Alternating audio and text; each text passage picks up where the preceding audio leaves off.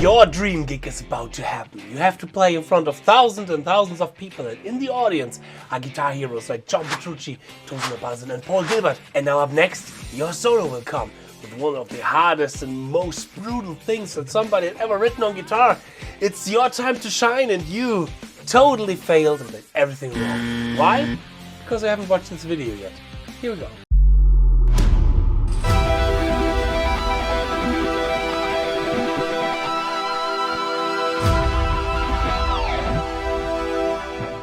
Hey Guitar Champion, what's going on? I'm Justin Hornbach, back from my practice cave, and welcome to today's video. Currently, like every week, I'm uploading videos where I talk about methods that are designed to help you with a certain problem on your instrument. This was triggered by my video, The Biggest Lie in Guitar Education, that you can watch here.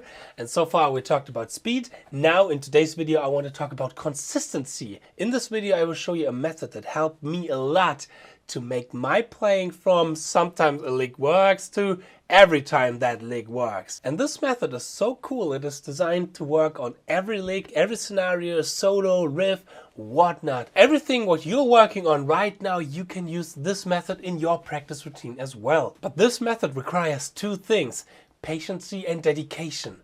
You better have those, but I can guarantee to you that the outcome of this method will boost your playing definitely to the next level. I do this method once in my practice week, mostly on Thursday. If you want to know more how I structured and designed my practice routine, then check out this video here. And I was inspired to include this method by none other than Kiko Loureiro. Kiko Loureiro used to play for Angra and especially mostly known for playing in Megadeth. And he is one of the most consistent and most precise guitar player that I know and that I've seen on stage so far.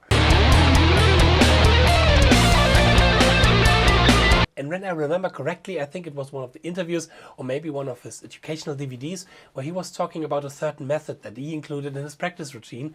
And this is the method that we are going to discuss today as well. You take one lick or one melody or one riff, whatever you're working on, and the rule is you're only increasing the tempo when you were able to play this riff, idea, melody. I will now say lick for the rest of the video. This lick for a certain amount of time in a row perfectly.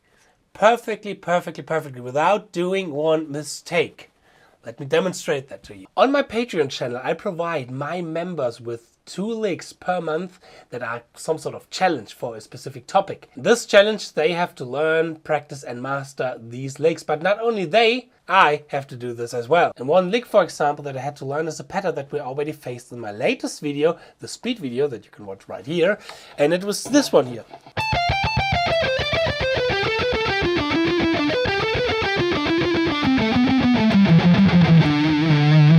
Now, I have practiced this, for example, with the speed method that we have learned last week.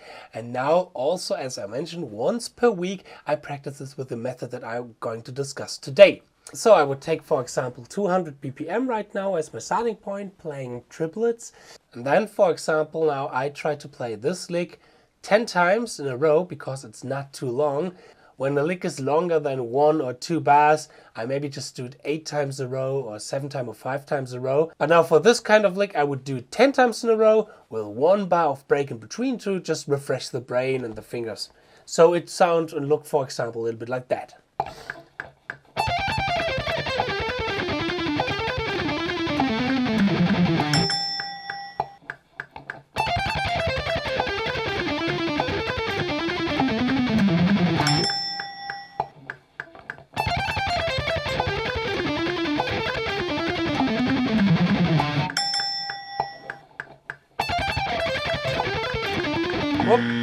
There, for example, I did a mistake. I played it 4 times in a row perfectly, and then I made that one mistake, which now sets the counter, my inner counter, back to 0. So now I have to start at 1 again. So again, let me try to get this 10 times.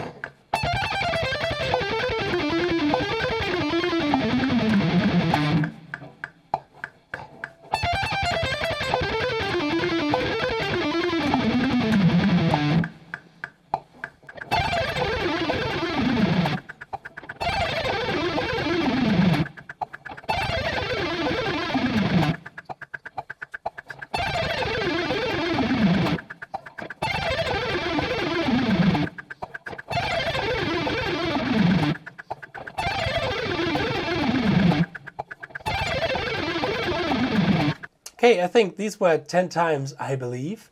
But one question that I often get when I demonstrate this kind of method to students or to people from workshops or whatnot is, what do I count as a mistake?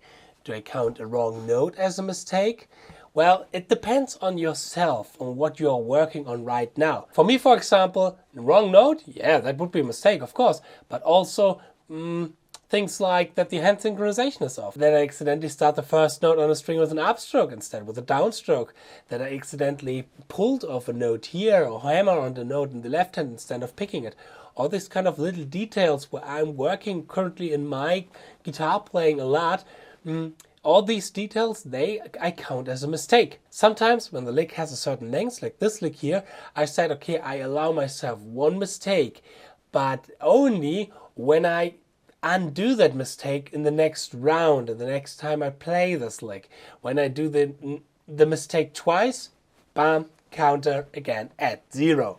Sometimes I start and get the 10 times in a row immediately. And sometimes it can cost 30 minutes to play something 10 times in a row. And I was inspired by people like, for example, Anton Opperin to include these kind of practice method more into my practice routine, because I know when I can play this lick 10 times in a row perfectly without making a mistake at a certain tempo, this lick is not based on luck.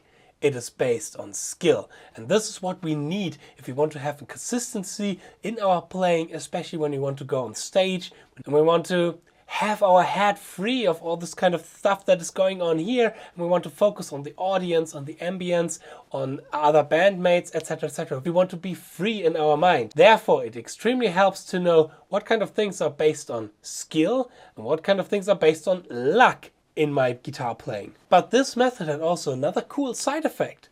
It can give us confidence, because we know after we have worked with this method, like, okay, on this specific tempo, I can play this lick 10 times in a row without making a mistake. I can do a check mark behind it.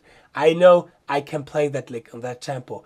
And this is why I highly, highly recommend to include this method in your practice routine. Because for me and my playing, it helped me a lot, especially when I want to prepare something for live or for the studio or for shooting a video or whatnot. This method, I love it, because there I definitely know what I have to work on and where I'm good at. And if my playing is based on luck or is it based on skill. So much about this next level educational video. If you like this video, if you want to support me, then check out the Patreon link in my description box, subscribe to this channel, and I hope I'm going to see you in my next video. Cheers and power your progress. Bye.